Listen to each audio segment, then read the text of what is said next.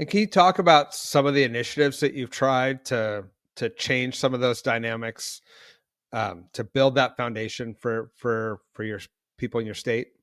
Sure. So the landmark decision in our state around affordable housing was known as the Mount Laurel decision, some 50 years ago.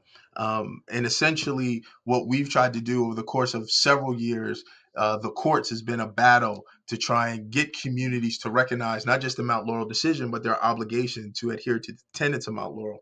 And what we've understood is it has been fraught with this idea of court battles. And we wanted to take it out of the court. So what we did was create a framework where the state government can look at prospective needs of communities and allocate specific allocations where we believe over the next round, and our rounds are done in mostly like every 5 or 10 year increments, as to what the prospective need of housing will be. Now, let me say from the outset, even doing that, we're still going to be short, right? We're still going to be short of what is necessary. But the idea is for us to adhere to those Mount Laurel tenets to say that New Jersey is better when its citizens can live, work, and play all throughout the state. When we look at our communities and we have different stratifications of income and economic mobility in our communities, it actually enriches our communities and makes them better. So that landmark decision, going back 50 years, was updated in a pretty, some would say controversial, but definitely a hard fought victory to move forward those Mount Laurel decisions and take it out of the court's hands and make it more something that's done administratively.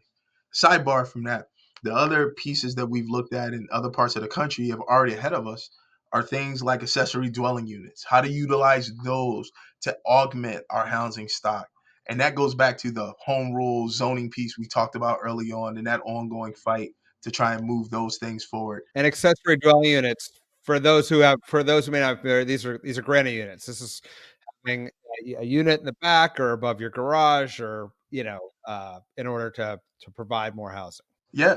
And the last one I would talk about that is one that, again, is the evolution of development and thinking through repurposing stranded assets is looking at things like old malls. Right now, we know with the advent of online shopping, so many people no longer are going to the mall as a either a social or economic hangout. Like it's just becoming a lot of barren wastelands in a lot of places.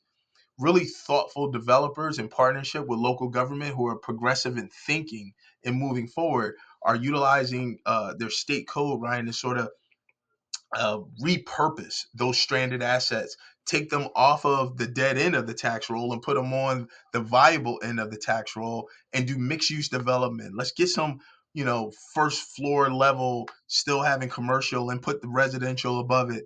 We're seeing it in different parts of the country to great success.